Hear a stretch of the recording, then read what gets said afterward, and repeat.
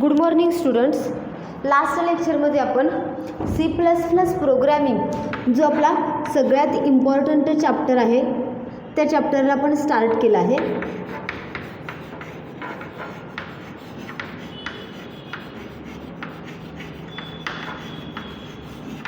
या चॅप्टरमध्ये आपण लास्ट लेक्चरला how to declare classes and how to declare object of that class हे आपण स्टडी केलं. त्याचसोबत ऑब्जेक्टचा यूज करून क्लासच्या मेथड्स कशा कॉल केल्या जातात तेही पाहिलं. कारण आपण बघतो की ज्यावेळेला आपण एखादा क्लास डिक्लेअर करतो त्याला तो क्लास म्हणजे काय आहे तर template to create the object. एखादा ऑब्जेक्ट तयार करण्यासाठी जे टेम्पलेट तयार केलं जातं किंवा जे स्पेसिफिकेशन तयार केलं जातं त्याला काय म्हणतो आपण तर ऑब्जेक्ट म्हणतो किंवा त्याचे जे काही टेम्पलेट आहे त्याला क्लास म्हटलं जातं.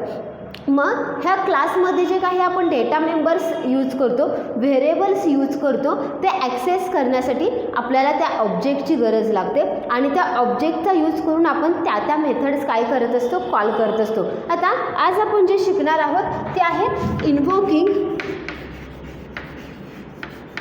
Class members using object. ज्या पद्धतीने आपण ऑब्जेक्टचा यूज करून क्लासच्या मेथड्स कॉल करतो त्याच पद्धतीनं ऑब्जेक्टचा यूज करून आपण काय करू शकतो तर जे काही आपण क्लासमध्ये डेटा मेंबर्स डिक्लेअर केलेले आहेत त्या डेटा मेंबर्सला कॉल करण्यासाठी सुद्धा आपण काय करू शकतो त्या पर्टिक्युलर ऑब्जेक्टचा यूज करून आपण ती डेटा मेंबर्स कॉल करू शकतो. त्याच्यासाठी इथं मी एक सिम्पल एक्झाम्पल राईट डाऊन करते म्हणजे तुमच्या लक्षात येईल की आपण मेथड्स ज्या पद्धतीनं कॉल करतो त्याच पद्धतीनं आपण class number, public int A, void get, cout, calling method using object.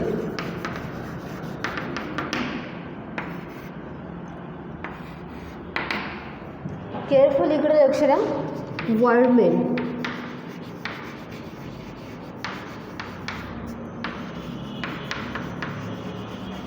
Number n1, n1 dot a is equal to 5 and cout n1 dot a and n1 dot get ch. आता इकडे लक्ष द्या.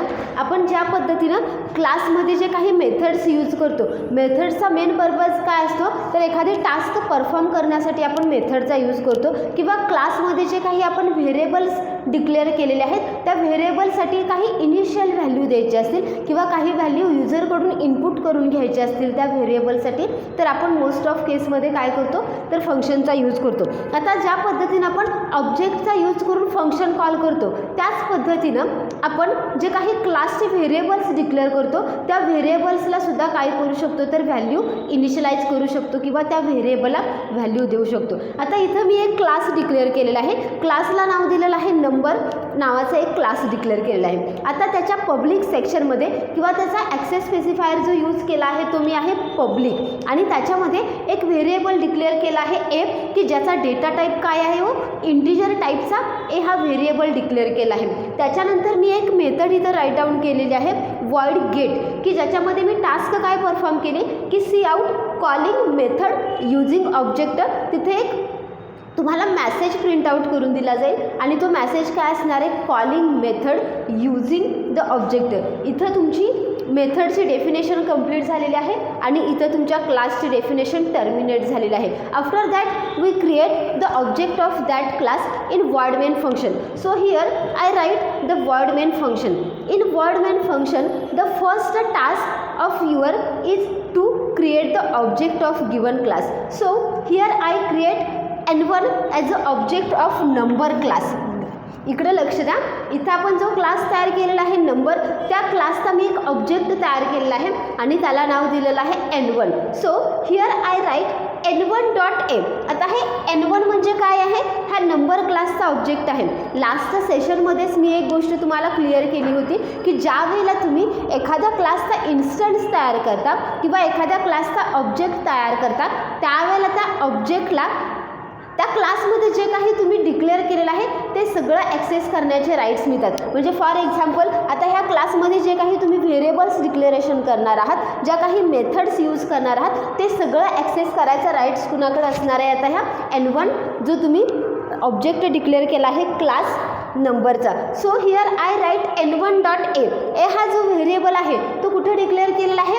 तर class नंबरमध्ये declare केलेला आहे. पण त्याला आपण तिथं कोणती इनिशियल व्हॅल्यू दिली आहे का? किंवा त्याच्यासाठी आपण युजरकडून कोणती व्हॅल्यू इनपुट करून घेतली आहे का? No. So here I write N1.a. म्हणजे N1 हा जो नंबर क्लासचा ऑब्जेक्ट आहे त्याचा यूज करून मी काय केलं आहे, तर ए हा जो व्हेरिएबल डिक्लेअर केला आहे नंबर क्लासमध्ये, त्याला एक इनिशियल व्हॅल्यू दिली की जी 5 आहे. 5 ही व्हॅल्यू कोणत्या डेटा टाईपमध्ये येते? तर इंटिजरमध्ये, because we declare a variable as a type integer. So here a value is equal to 5. आता मी इथं एला 5 ही व्हॅल्यू दिलेली आहे. आता मला ती व्हॅल्यू प्रिंट करायची आहे. So here I write C out statement, C out N1.a. बघा इकडे मी डायरेक्टली ए असं म्हटलं आहे का? नाही, जर सपोज मी इथं असं म्हटलं असतं सी आउट ए, तर इथं मला एरर मेसेज आला असता, कारण ए हा मी डायरेक्टली इथं प्रिंट आउट करू शकत नाही. पण हे जर स्टेटमेंट मी इथं राईट डाऊन केलं सी आउट ए, तर हे व्हॅलिड असणार आहे. पण इथं ज्या आयला मी ते यूज करते त्याला ते कसं आहे? इनव्हॅलिड आहे. So here I write N1.a म्हणजेच काय, तर N हा जो ऑब्जेक्ट आहे क्लास नंबरचा आणि ए जो आहे तो व्हेरिएबल कुणाचा डिक्लेअर केलेला आहे? नंबरचा. मग त्याला आपण व्हॅल्यू असाइन केली आणि ती ज्या पद्धतीनं आपण त्याला व्हॅल्यू असाइन केलेली आहे त्याच वेळेनं मी काय केलेली आहे? ती व्हॅल्यू प्रिंट आउट केलेली आहे. After that I use a get function in number class. So here call the get function by using the object of that class and also use the dot operator.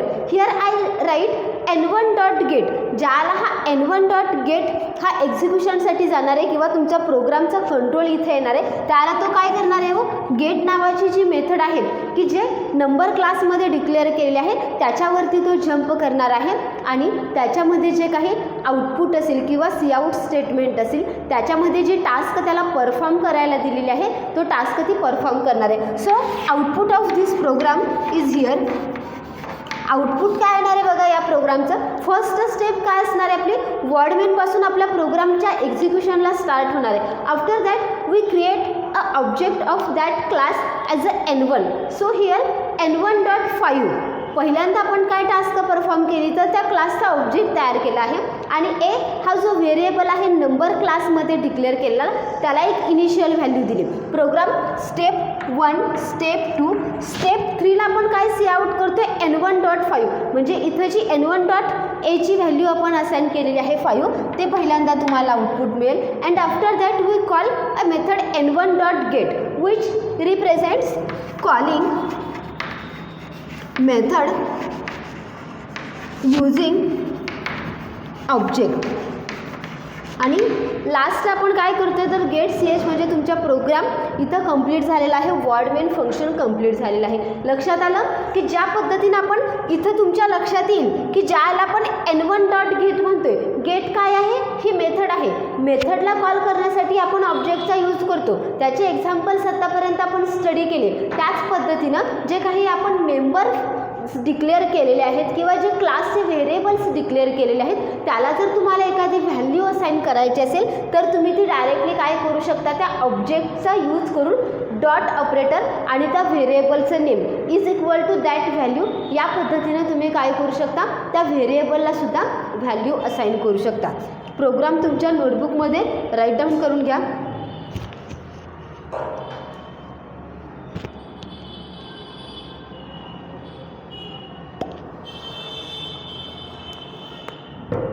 Okay, next task is going to study the use of access specifier.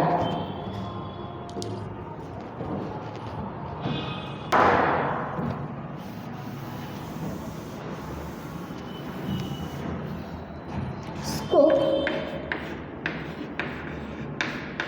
of access specifier.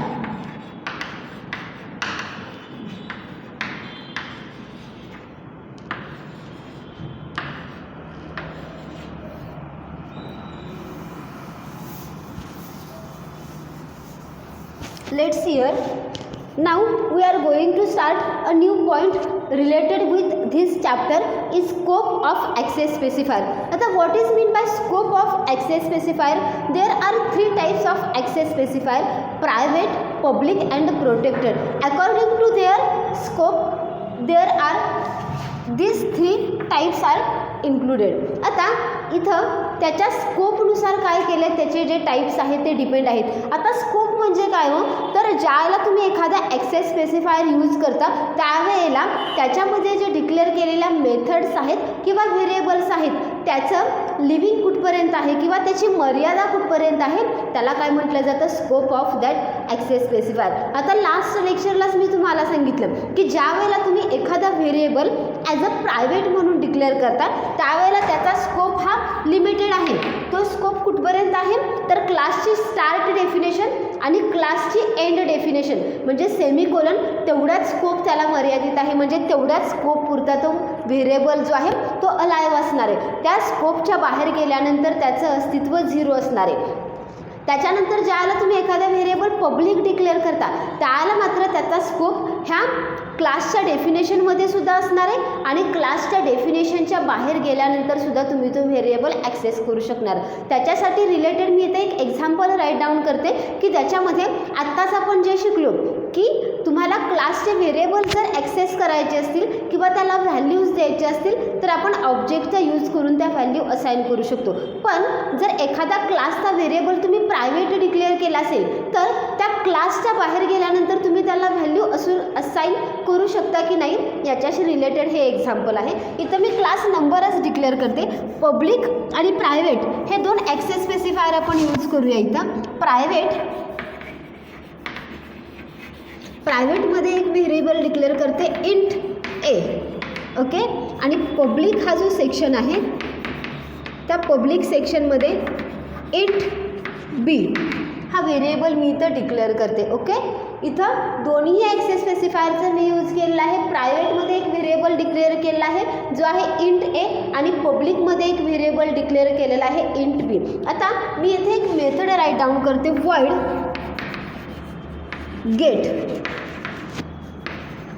C out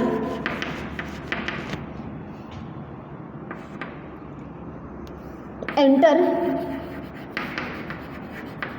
value for B, C in B, okay, and enter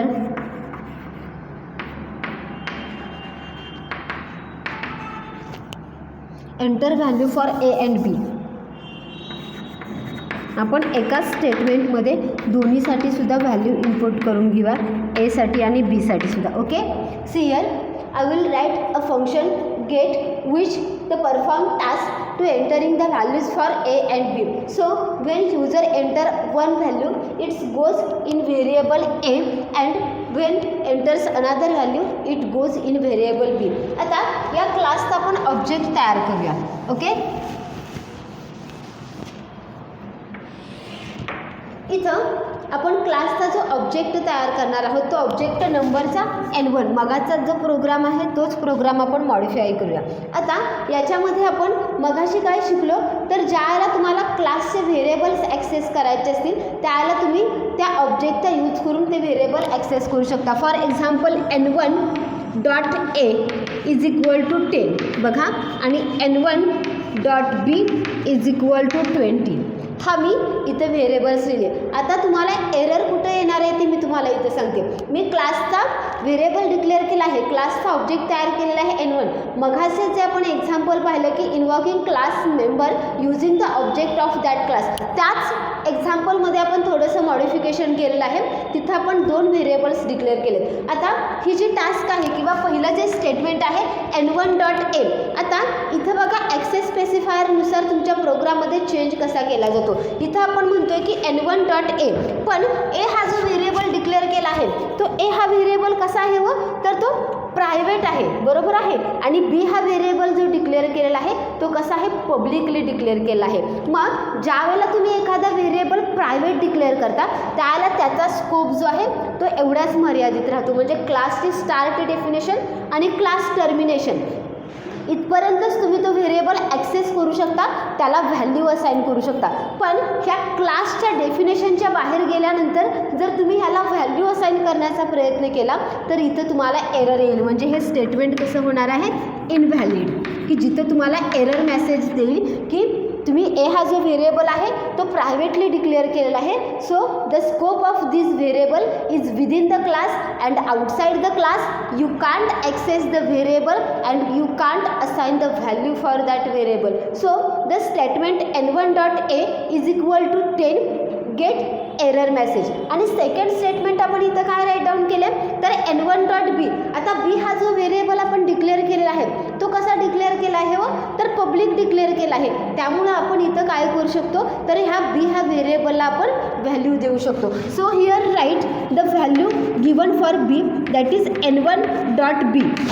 इथं आपण काय केली तर ही 20 जी value बीला दिलेली आहे ती print out केलेली आहे. जर मी असं स्टेटमेंट लिहिलं सी आऊट N1.a तर इथं तुम्हाला हे स्टेटमेंट कसं होणार आहे, इनव्हॅलिड होणार आहे आणि इथं तुम्हाला एरर मेसेज दिला जाईल. पहिला एरर मेसेज इथंच तुम्हाला येणार आहे का, कारण तुम्ही ए हा जो व्हेरिएबल आहे तो प्रायव्हेटली डिक्लेअर केलेला आहे आणि त्याचा स्कोप त्या क्लास डेफिनेशन पुरताच मर्यादित असणार आहे. क्लासच्या डेफिनेशनच्या बाहेर गेल्यानंतर तुम्ही तो व्हेरिएबल ॲक्सेस करू शकणार नाही. आणि दुसरी एरर कुठे येणार आहे तर ज्या वेळेला तुम्ही ते सुद्धा ट्राय केलेलं आहे आणि तरीही सी आऊट स्टेटमेंट जर तुम्ही एची व्हॅल्यू प्रिंट आऊट करण्यासाठी देत असाल तर तिथं तुम्हाला एरर मेसेज येऊ शकतो. आणि आपण अजून काय लिहिलेलं आहे तर वर्ड गेट नावाची मेथड एक लिहिलेली आहे की ज्याच्यामध्ये आपण एची आणि बीच्या व्हॅल्यू इनपुटसुद्धा केलेले आहेत. म्हणजे या पद्धतीनेही आपण व्हॅल्यू असाइन करू शकतो आणि त्या पद्धतीनेही व्हॅल्यू आपण काय करू शकतो त्या व्हेरिएबलसाठी इनपुट करून घेऊ शकतो. सो हिअर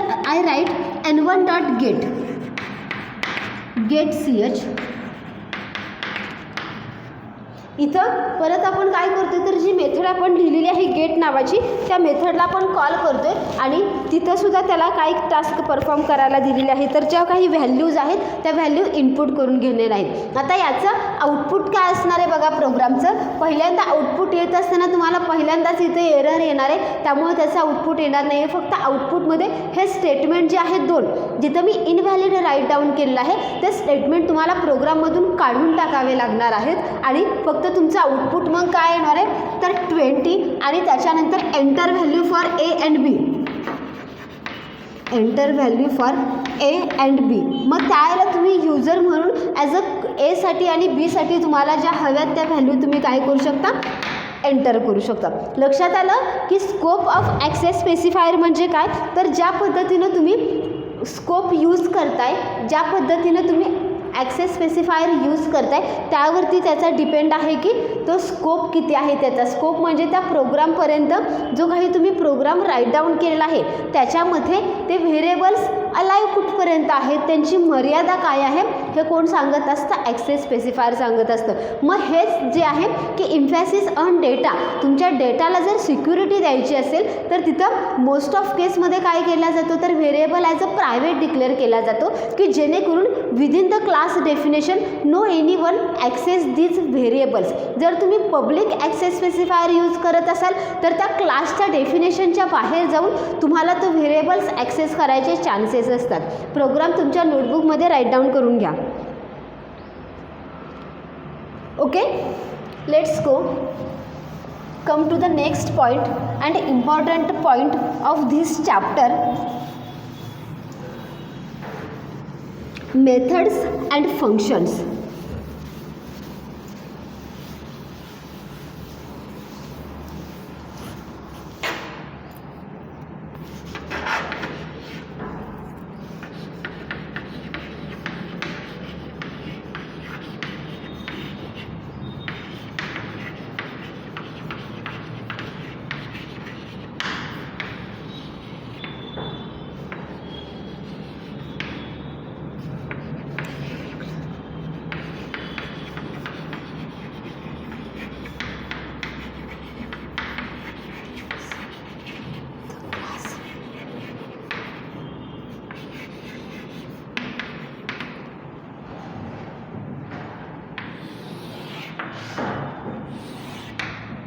नेक्स्ट पॉईंट आपल्याला स्टडी करायचं आहे मेथड्स अँड फंक्शन्स, की ज्याच्यावरती तुम्हाला एक्झामला 4 मार्क्सचा क्वेश्चन विचारला जाऊ शकतो. What is mean by methods and how they are declared in C++. There are 2 types of declaration of methods.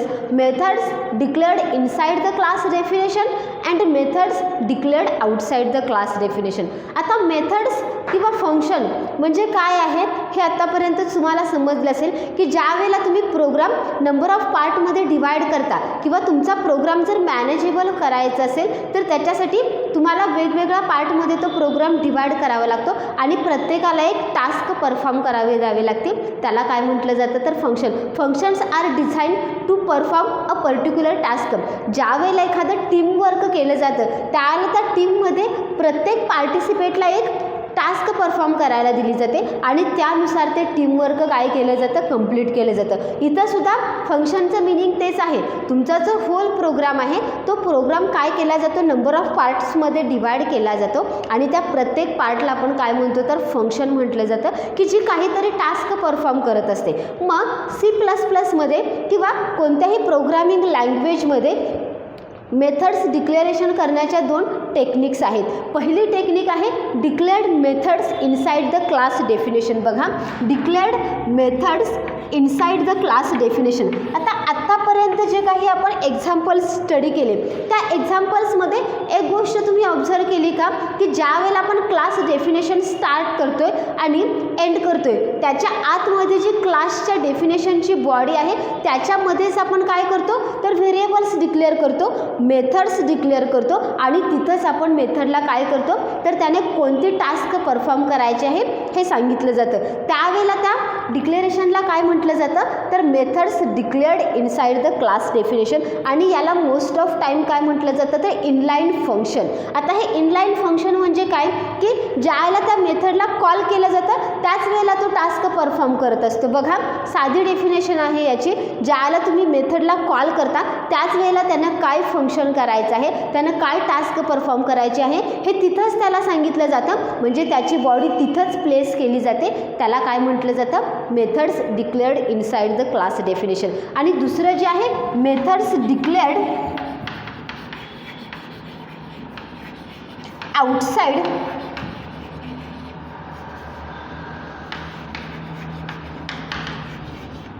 The class definition.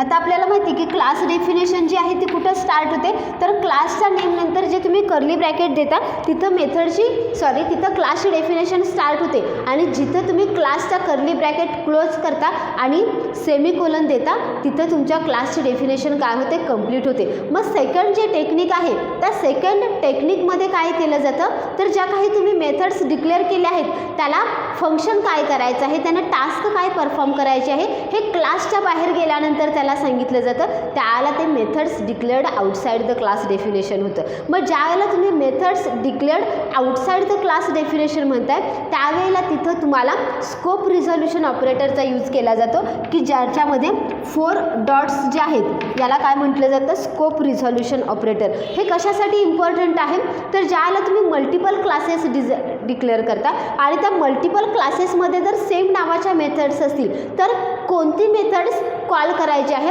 त्याच्यासाठी त्या क्लासच्या सोबत हा स्कोप रिझोल्युशन ऑपरेटरचा यूज केला जातो. पहिल्यांदा आपण स्टडी करूया declared methods inside the class definition. याचं एक्झाम्पल अगदी सिम्पल आहे. मी क्लास ए डिक्लेअर करते. ओके, आता ह्या क्लास एमध्ये पब्लिक सेक्शनमध्ये मी एक मेथड राईट डाऊन करते वॉइड गेट आणि तिला टास्क परफॉर्म करायला देते C out inside class definition.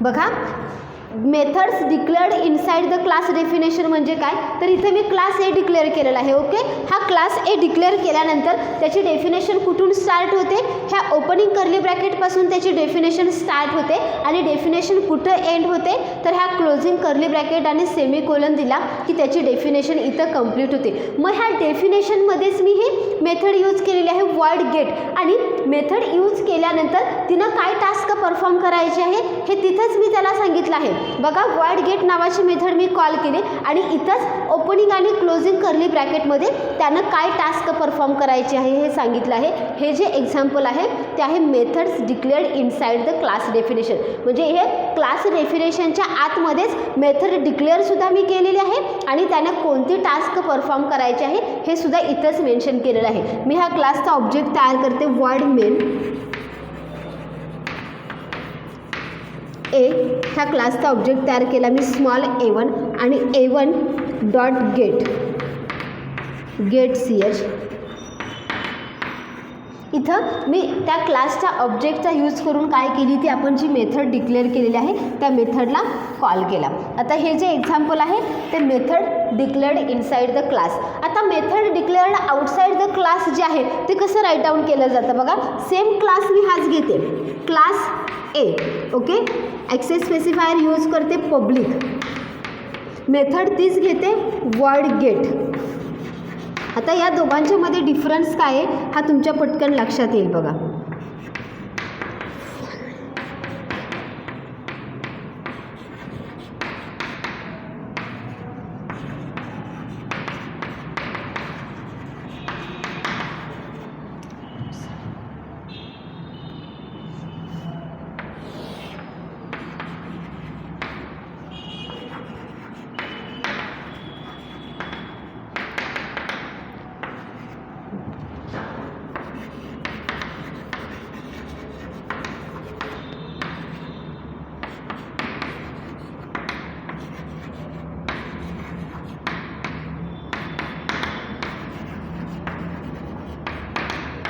आता दोन्ही एक्झाम्पल्स तुम्ही केअरफुली बघा. याच्या दोघांच्यामध्ये तुम्हाला काय डिफरन्स लक्षात येतो आहे का हो? केअरफुली बघा. इथं मी एक्झाम्पल कसं रिप्रेझेंट केलेलं आहे आणि त्या ठिकाणी एक्झाम्पल मी कसं रिप्रेझेंट केलेलं आहे. आता डिफरन्स काय आहे तो मी तुम्हाला सांगते. इथं मी क्लास ए डिक्लेअर केलेला आहे, तिथंही क्लास ए डिक्लेअर केला आहे. इथं ॲक्सेस स्पेसिफायर मी पब्लिक घेतलेला आहे, तिथंही ॲक्सेस स्पेसिफायर मी पब्लिक घेतलेला आहे. पण ज्यावेळेला मी मेथड डिक्लेअर करते इथं void गेट नावाची मेथड यूज केली आणि त्याने काय टास्क परफॉर्म करायचे आहे ते मी इथं लगेच सांगितलेलं आहे की C out inside the class definition हा मेसेज प्रिंट आउट कर. मी इथं पब्लिक सेक्शनमध्ये मेथड तीच लिहिलेली आहे void गेट. पण ह्या void गेट मेथडला मी इथं कुठंही टास्क परफॉर्म करायला सांगितले का हो? नाही आहे. मी फक्त तिथं मेथड डिक्लेअर केले आणि त्याच्यानंतर काय वापरले तर सेमिकोलन वापरलेत. म्हणजे याला काय म्हटलं जातं तर मेथड डिक्लेरेशन.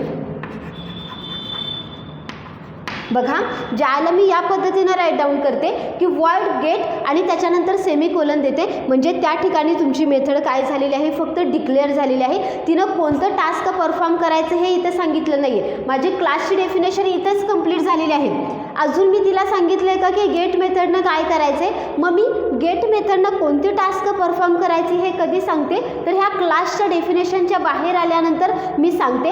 त्यावेळेला इथं मला कसं राईट डाऊन करावं लागतं. पहिल्यांदा ह्या मेथडचा रिटर्न टाईप कुठला आहे हे फाइंड आउट करायला लागणार आहे. void गेट पहिल्यांदा ज्या मेथडच्या अगोदर तुम्ही जे वर्ड वापरता तो असतो त्याचा return type. So the return type of this method is void. Okay, त्याच्यानंतर ए म्हणजे काय आहे तर ही मेथड कोणत्या क्लासच्या अंडर आहे तर ही मेथड ए ह्या क्लासच्या अंडर आहे. So here write A. After that use scope resolution operator and the method name which declared inside the given class. आता इथं जी मेथड डिक्लेअर केलेली आहे ती गेट नावाची आहे आणि मला त्या मेथडला टास्क परफॉर्म करायला द्यायचे आहे म्हणून मी इथं काय लिहिते void जे हा गेट मेथडचा रिटर्न टाईप असणार आहे. त्याच्यानंतर ही मेथड कोणत्या क्लासच्या अंडर येते तर ए क्लासच्या अंडर येते आणि त्याच्यानंतर येतं ते मेथडचं नाव आणि इथं मी त्याला ओपनिंग आणि कर्ली ब्रॅकेटमध्ये त्याने काय टास्क परफॉर्म करायची सांगितलेलं आहे. C out outside the class definition हा मेसेज प्रिंट आउट कर.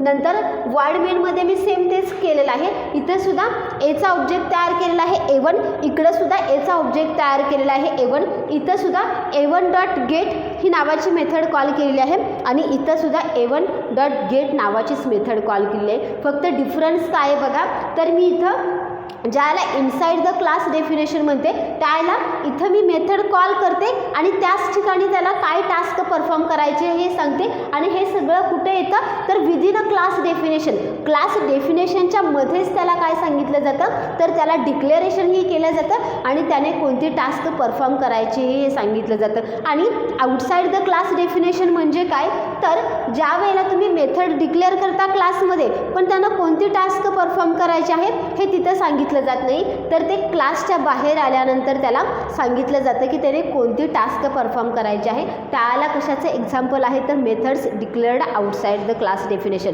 आपण जे प्रोग्राम्स राईट डाऊन करणार आहोत ते मोस्ट ऑफ केसमध्ये तुम्हाला ज्या पद्धतीनं इझी मेथड वाटते methods declared inside the class definition जर तुम्हाला इझी वाटत असेल तर okay we will write the program using this technique. But if you like the methods declared outside the class definition you will write the program using this technique. जे तुम्हाला easy वाटते त्याच टाईपनं आपण काय करणार आहोत प्रोग्रामिंग घेणार आहोत. याचं एक सिम्पल एक्झाम्पल तुम्हाला सांगते की methods declared inside the class definition आणि methods declared outside the class definition.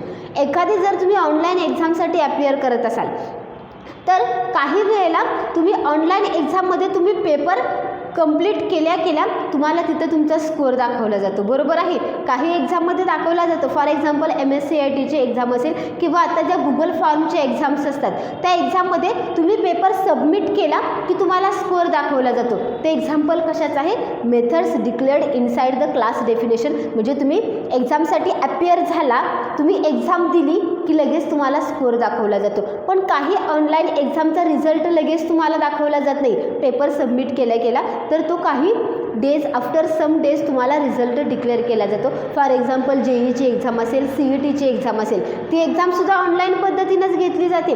फक्त त्याचा रिझल्ट तुम्ही पेपर सबमिट केल्या दिसतो का नाही तर त्याचा रिझल्ट नंतर शो केला जातो. म्हणजेच तुमची एक्झाम घेतली जाते डिक्लेरेशन केलं जातं पण तुम्ही काय टास्क परफॉर्म केलेले आहे ते एक्झाममध्ये त्याचा रिझल्ट मात्र तुमचा आफ्टर सम डेज डिक्लेअर केला जातो. या पद्धतीचे खूप सारे एक्झाम्पल्स आपल्याकडे आहेत की methods declared inside the class definition and methods declared outside the class definition. याच्यावरती तुम्हाला बोर्ड एक्झामला 4 मार्क्सचा क्वेश्चन विचारला जातो की what is mean by methods and how methods are declared inside the class definition and methods declared outside the class definition. Okay, आजचं lecture जे आहे ते आजचं लेक्चर आपण इथंच स्टॉप करूयात.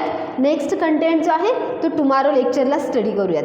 Good bye, have a nice day.